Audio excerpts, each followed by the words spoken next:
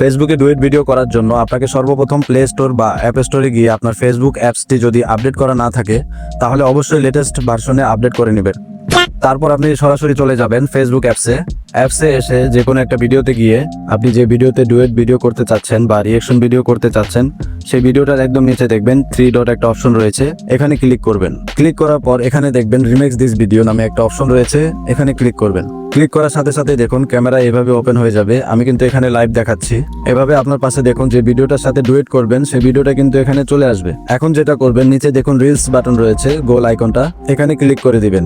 Click করার সাথে সাথেই কিন্তু দেখুন আপনার ভিডিওটা রেকর্ডিং করা শুরু হয়ে যাবে। উপরে যে লাল লাইনটা দেখতে পাচ্ছেন এই লাইনটা কিন্তু পুরোটা কমপ্লিট হবে, অর্থাৎ আপনার যে ভিডিওটা রয়েছে অরিজিনাল ভিডিও সেই সময়টা কিন্তু এখানে রেকর্ডিং হবে। আর রেকর্ডিং শেষ হয়ে গেলে এখানে অটোমেটিক বন্ধ হয়ে যাবে অথবা নেক্সট অপশন চলে আসবে।